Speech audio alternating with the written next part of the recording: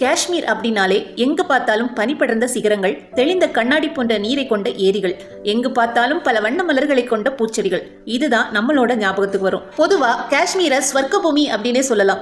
ஆனா இந்த அழகு கடியில பல சிக்கலான வரலாறுகள் புதைந்து கிடக்கின்றன அப்படிங்கிறது தான் உண்மை. காஷ்மீரின் வரலாறு பௌத்த மற்றும் இந்து மன்னர்களின் ஆட்சியின் மூலமே வடிவமைக்கப்பட்டது. காஷ்மீரின் நில அமைப்பு காரணமாக இது மிக பாதுகாப்பான நாடாக இருந்து வந்தது. இந்தியாவை 17 முறை படையெடுத்த கஜினி முகமதுவால் கூட காஷ்மீரை முழுமையாக கைப்பற்ற முடியவில்லை. காஷ்மீரோட வரலாற்றுல ஒரு முக்கியமான நிகழ்வு 14ஆம் நூற்றாண்டுல நடந்தது. அது என்னன்னா 1320 மங்கோலிய தளபதி ஜீல்ஜு அப்படிங்கிறவரு முதலா காஷ்மீரை மிக கடுமையாக தாக்குறாரு. இந்த தாக்குதல் 8 மாதங்கள் நீடித்த நிலையில காஷ்மீரை ஆண்டு கொண்டிருந்த மன்னனான சாக்தேவும் அவரோட படைகளும் அங்கிருந்து தப்பியோடுறாங்க. இதனால காஷ்மீரை ஜீல்ஜு கைப்பற்றாரு. இருந்தாலும் ஒரு மிகப்பெரிய பனிப்புயல்ல சிக்கிய ஜீல்ஜுவும் அவரோட படைகளும் மரணத்தை தழுவுறாங்க. இதனால காஷ்மீரால எந்த ஒரு மன்னனும் இல்லாத சூழ்நிலை உருவானது. ஆனா உள்ளூரில் தலைவராக இருந்த ராமச்சந்திரா அப்படிங்கிறவரு அடுத்த மன்னனாக பொறுப்பு ஏற்க தயாரான நிலையில திபெத்ல இருந்து அகதியா வந்து காஷ்மீர்ல வாழ்ந்து கொண்டிருந்த திபெத்திய இளவரசர் ரிஞ்சன் அப்படிங்கிறவரு ராமச்சந்திராவை தோற்கடித்து காஷ்மீரோட சிம்மாசனத்துல அமர்றாரு. அதோட ஊர் தலைவர் ராமச்சந்திராவோட மகளான கோட்டா ராணியையும் மனம் புரிகிறாரு.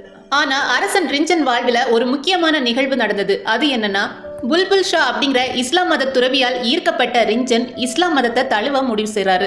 இதனால காஷ்மீரோட ஃபர்ஸ்ட் முஸ்லிம் மன்னனாக ஆறாரு ரிஞ்சன். தன்னோட பேரை சுல்தான் சதுருதீன் அப்படின்னு மாற்றிக்கொள்றாரு. ஸ்ரீநகர்ல இருக்கக்கூடிய முதல் இஸ்லாம் மஸ்ஜித் இவரால தான் கட்டப்பட்டிருக்கு. அடுத்ததா ரிஞ்சனின் மறைவுக்கு அப்புறமா அவரோட அமைச்சர் ஷா அமீர் அப்படிங்கிறவர் ஆட்சிக்கு வராரு. இவர் தான் முதலா காஷ்மீர்ல ஷாமீர் டைனஸ்டியை தோற்றுவிக்கிறாரு. ஆனா திடீரென்று புது மத கொள்கையுடனான ஆட்சியை ஏற்றுக்கொள்வதில் மக்கள் மிகவும் சிரமப்பட்டிருக்காங்க. அதன் பிறகு முஸ்லிம் ஆட்சியின் கீழே பலர் காஷ்மீரை ஆண்டிருக்காங்க. இவர்கள சுல்தான் சிகந்தரோட ஆட்சி மிகவும் கொடுமையான ஆட்சியா இருந்ததா கருதப்படுது. இவருக்கு சிலைகளை உடைப்பவர் அப்படிங்கிற அடைமொழி கூட இருந்ததா. ஆயிரக்கணக்கான கோயில்களும் அதிலிருந்த சிலைகளையும் இவர் சேதப்படுத்தியிருக்காரு. ஆயிரக்கணக்கான பண்டிதர்கள் கட்டாய மதமாற்றம் செய்யப்பட்டிருக்காங்க. ஆனா சிகந்தரின் மகனான சைனுல் அப்தீன் அப்படிங்கிறவர் தந்தைக்கு நேரெதிராக இருந்திருக்காரு. மத நல்லிணக்கத்தை முதலாக அறிமுகப்படுத்தியவர் இவர் என்றே சொல்லலாம். இடிக்கப்பட்ட கோயில்களை மீண்டும் புதுப்பிக்க உதவி செஞ்சிருக்காரு. இதனால தான் நாட்டை விட்டு ஓடிய பல இந்துக்கள் திரும்பவும் காஷ்மீரை தோக்கி வந்திருக்காங்க. மகாபாரதம், ராஜதரங்கிணி போன்ற நூல்களை பாரசீக மொழியில மொழிபெயர்க்கவும் செஞ்சிருக்காரு. இதனால தான் அப்தீனின் ஆட்சி காலம் காஷ்மீரோட வரலாற்றுல ஒரு மறுமலர்ச்சி காலமா கருதப்படுது. இதுதான் அகதியா வந்த திபெத்திய இளவரசர் ரிஞ்சன் காஷ்மீரின் முதல் மன்னனாக மாறிய கதை.